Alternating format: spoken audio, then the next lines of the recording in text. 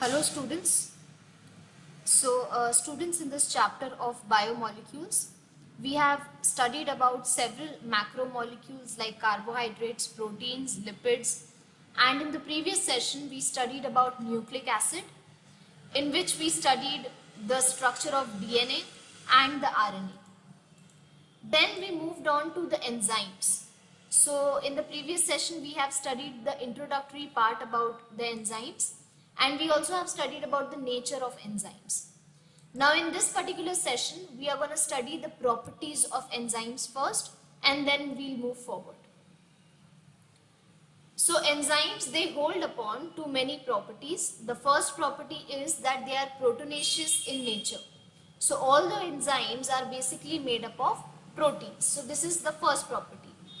Second property is that all the enzymes, they have this three-dimensional conformation.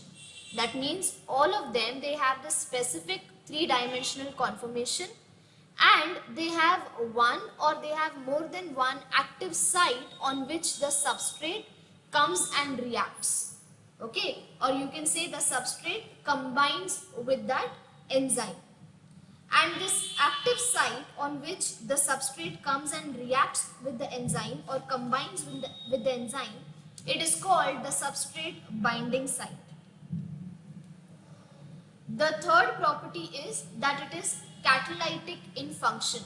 So the catalytic property. So enzymes are like inorganic catalysts, and they influence the speed of the biochemical reaction, but they themselves, they remain unchanged. Okay, so with this you can say that the enzymes, they act as a catalyst which speed up the reaction process which they are participating in, but they themselves, they remain unchanged. Now after the completion of the reaction and the release of the end product, these enzymes, they remain active and they can catalyze again. Okay. Now a small quantity of enzyme, it can catalyze a large quantity of substrate. The example that they have given you is sucrase. Now sucrase is the enzyme that can hydrolyze about 10,000 times of sucrose as compared with its own weight. Okay, so a very small quantity of enzyme can catalyze and transform a very large quantity of substrate and give its end product. The fourth property is that they are specific in action. So the specificity of action. The ability of an enzyme to catalyze one specific reaction and essentially not the other reaction is considered to be the most significant property. Okay, so each enzymes, they act upon a specific substrate or a specific group of substrate. And these enzymes, they are sensitive to temperature and pH. Okay, so if we speak about pH, every enzyme, they exhibit their highest activity at a certain pH, and this pH at which they can exhibit their highest activity, it is considered to be the optimum pH. Now the example of enzyme pepsin. Now enzyme pepsin, which is secreted in the stomach, they show their highest activity at an optimum pH of 2. So when we say that they show that their highest activity at the optimum pH of 2, that means they are acidic in nature. They show their activity when they are in acidic nature. Okay, then the second one, that is trypsin. Trypsin is a enzyme that is secreted or that is released in the small intestine, in a part of a small intestine, and it is most active at an optimum pH range of 9.5, and 9.5 pH range is alkaline in nature. So that we can say that trypsin, it is alkaline in nature. Now both these enzymes, pepsin and trypsin, they both are required or they both act as protein digesting enzyme. They are required to digest the protein. Okay, so the function of both the enzymes are same, but because they are present in two different sites, their range of pH at which they show their activity is also different. Last property is temperature. Now if the enzymes are in a highest temperature of about 60 to 70 degrees Celsius, they get completely destroyed. If the temperature is below 60 to 70 degrees Celsius, these enzymes, they are not destroyed, but they become inactive. Okay, they go into their dormant condition. And when we say that they are inactive, that means whenever there is a suitable temperature for them, they can again get back to their active state. Okay, so this is a temporary inactive state that they go into. Now most of the enzymes, they work at an optimum temperature between 20 to 35 degrees Celsius, or you can consider it as 37 degrees Celsius. Now between this temperature range, the enzymes, they can show their highest activity. Okay, so these are some of the properties of enzyme: proteinaceous in nature, having three-dimensional conformation, catalytic in nature, specific in action, and optimum pH and optimum temperature range. Now let us next move to the nomenclature of enzymes. So there are various methods to name these enzymes.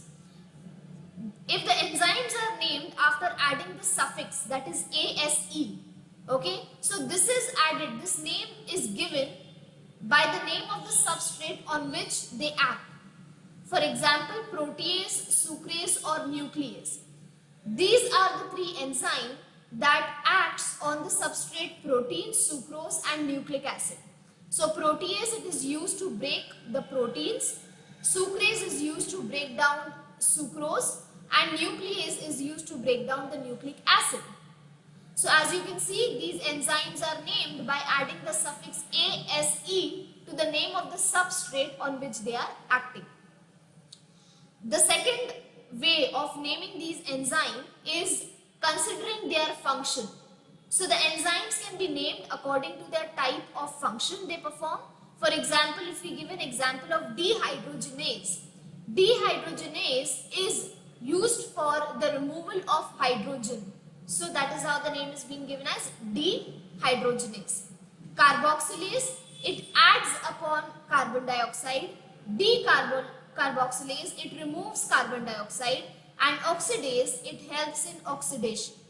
So depending upon what function they are performing, they have been given names accordingly.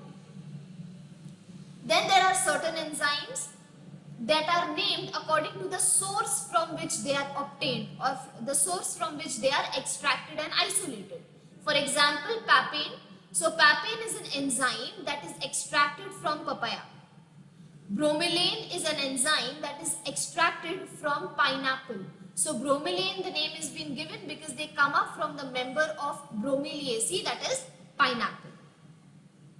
Now according to the International Code of Enzyme Nomenclature, the name of each enzyme, it ends with ase, as I have discussed with you previously. So the suffix ase is added and it consists of double name. Okay, so the examples for you to understand the double name is pyruvic decarboxylase. Now pyruvic decarboxylase, it catalyzes the removal of carbon dioxide from the substrate pyruvic acid. Okay, now before that, let me tell you how this double name is being given. The first name, out of the two names, the double name, the first name, it indicates the nature of the substrate. Okay, it indicates the nature of the substrate on which the enzyme is acting. And the second name, it indicates the reaction that is being catalyzed.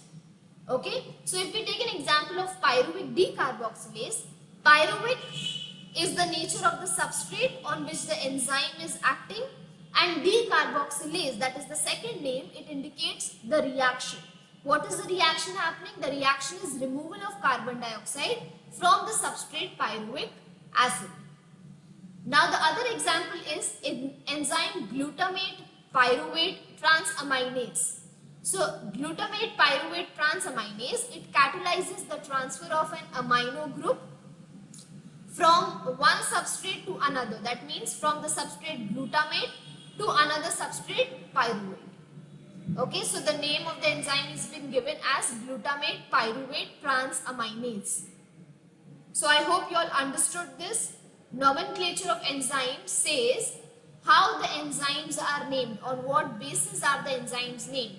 The first one is by just adding the suffix to the name of the substrate on which the enzymes are acting upon.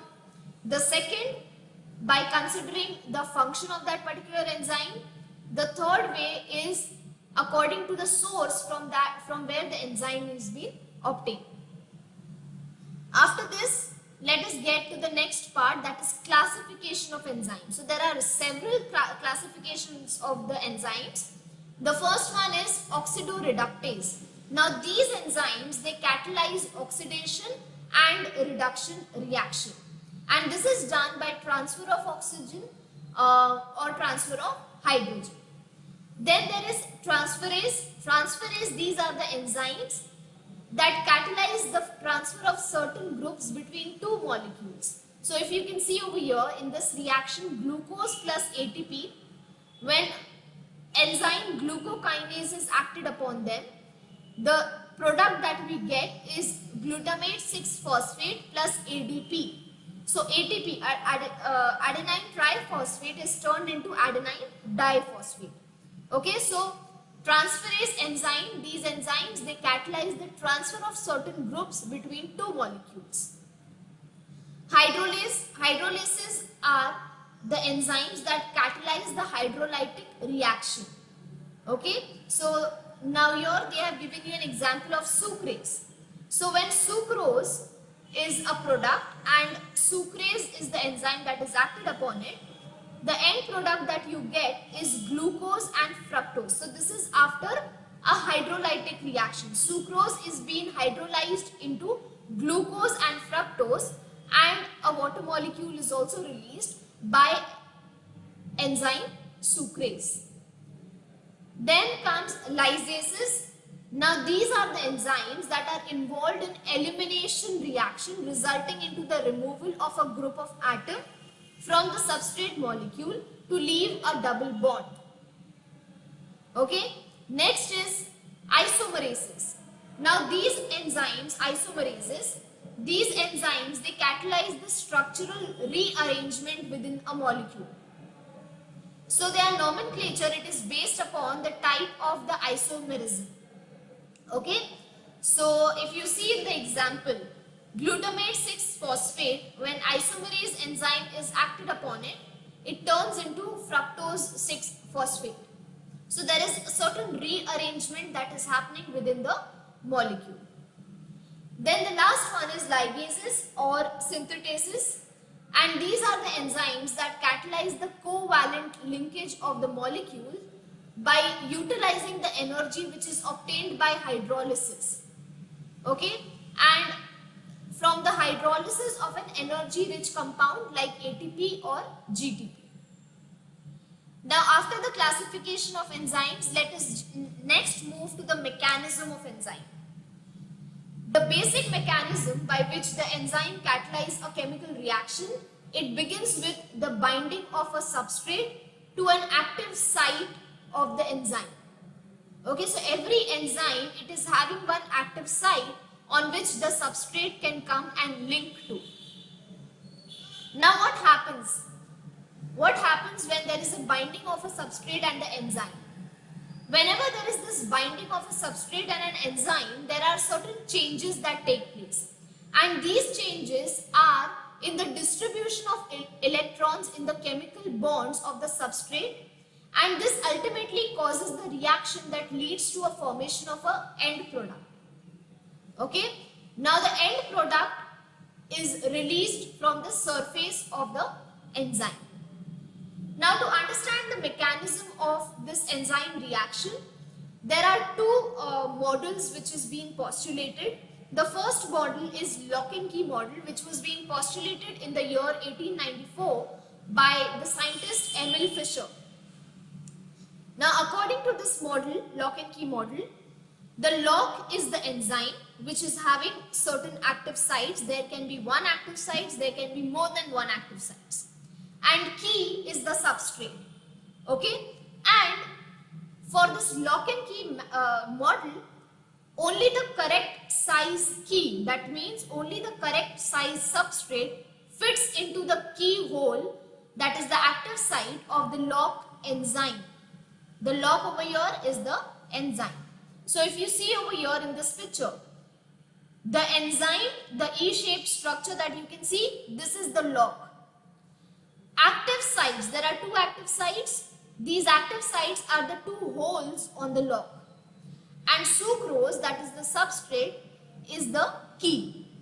So the sucrose or the substrate over here in this case, it has to be of the correct size so that it can fit into the holes of this lock. The second one is induced fit model. Induced fit model is considered to be a flexible model which has been postulated by Koshland in the year 1959. So unlike lock and key model, induced fit model, it shows that the enzymes are flexible structures in which the active sites, they continuously reshape themselves. And they reshape themselves by its interaction with the substrate, and this reshaping it continues until the substrate is completely bound to that active site. Okay, so if you remember in lock and key manner, there has to be a proper size of, or a correct size of a substrate that can fit into the enzyme. But over here, the enzyme, it is very flexible, so it adjusts itself to fit the substrate into it. So it is a flexible model. The next thing is the factors affecting the enzyme. The first factor is concentration of substrate. So increase in the substrate concentration, it gradually increases the velocity of the enzyme reaction within a limited range of substrate level. And if you see a graph, there is a rectangular hyperbola that is obtained when the velocity is plotted against the substrate concentration. Okay, so you can see three distinct phases on the graph, the A, B and the C phase. Here V, it is measured as the measured velocity. V max is the maximum velocity. S is considered to be the substrate concentration, and Km, this is considered to be the constant.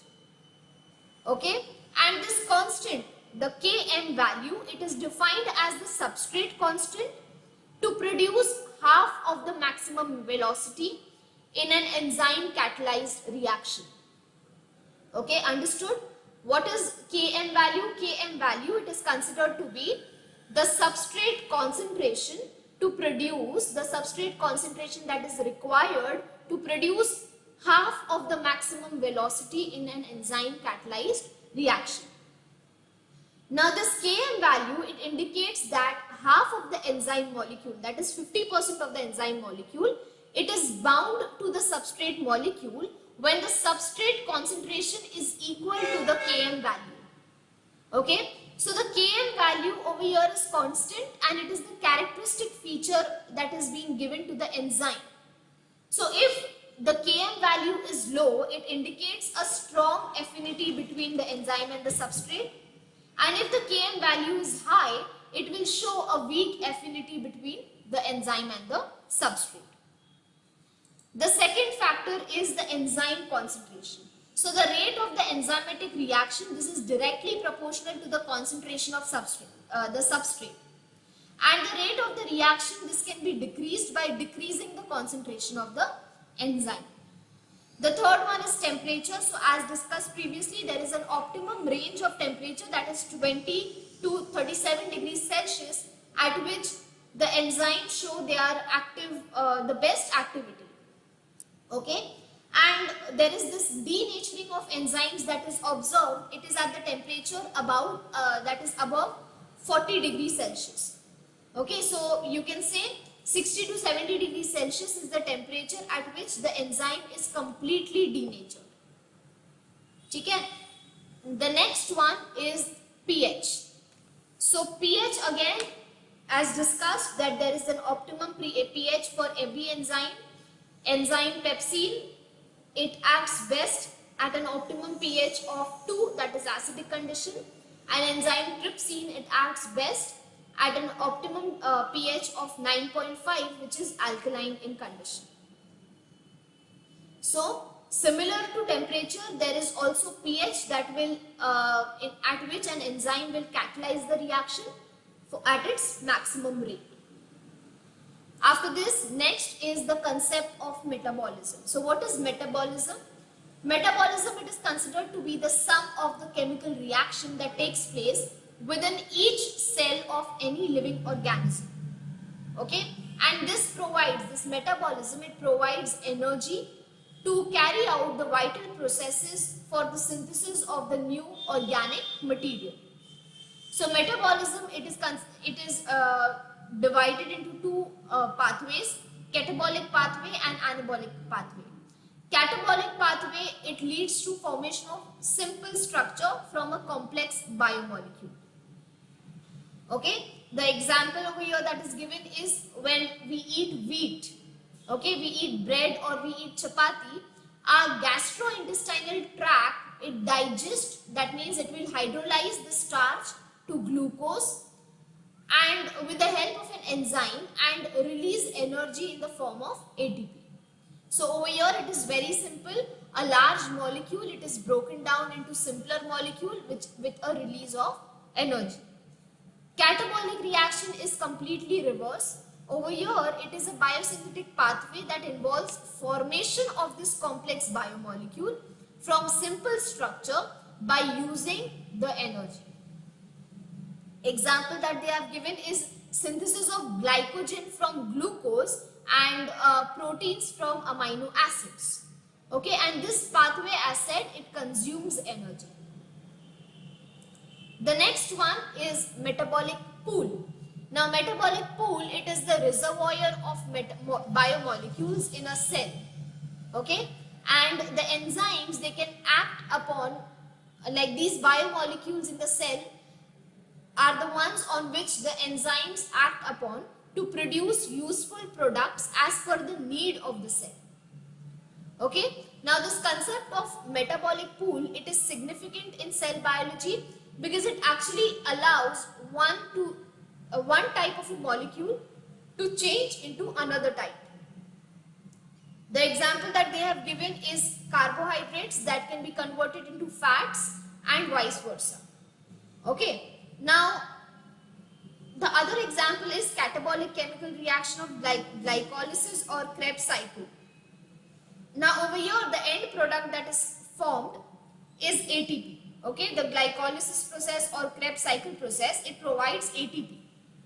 But it also makes available certain metabolic pools of biomolecules that can be utilized for the synthesis of many important cellular components in the body. Okay, so the metabolites, they can be added or they can be withdrawn from this pool according to the use or according to the need of the cell. Now coming to the secondary metabolite. Secondary metabolites, they are small organic molecules which are produced by organisms that are not essential for their growth, development and reproduction. So there are several types of bacteria, fungi, plant that produce these secondary metabolites. Now secondary metabolites, they can be classified on the basis of chemical reaction. Okay, it can be classified on the basis of their composition or their solubility in various solvents or the pathway in which they are synthesized. And the simpler way to classify secondary metabolites includes three main groups: terpenes, phenolics and nitrogen containing compound. Okay, next, the last part, let us study about the economic importance of these secondary metabolites. The first one is, so before that, secondary metabolites from natural source, they are made up of significant contribution, and in modern medicine, drug developed from the secondary metabolites have been used to treat infectious diseases. They are used for treating cancer, hypertension and inflammation. Now there are certain examples to understand the economic importance. The first one is morphine. Morphine was the first alkaloid which was extracted or isolated from the plant Papaver somniferum, that is poppy seed plant. Okay, and this is used as a pain reliever and as a cough suppressant. Then secondary metabolites like alkaloid, nicotine, cocaine and terpenes, cannabinoids are widely used for recreation and for stimulation. Then there are certain flavors of secondary metabolites that are used to improve the food preference. The characteristic flavors and aromas of cabbage and its relatives are caused by nitrogen and sulfur containing chemicals. Glucosinolates, and these protect these plants from many pests. Okay. Tannins are added to wine and chocolates for improving the astringency of the chocolates and the wines. Okay, to give that astringent taste to the chocolates and the wines. Then, since most of these secondary metabolites have antibiotic property, they are also used as food preservatives. Okay, so there are various uses of these secondary metabolites. So students, with this we end this chapter over here, and in the next session we'll be starting with the 7th chapter of your syllabus.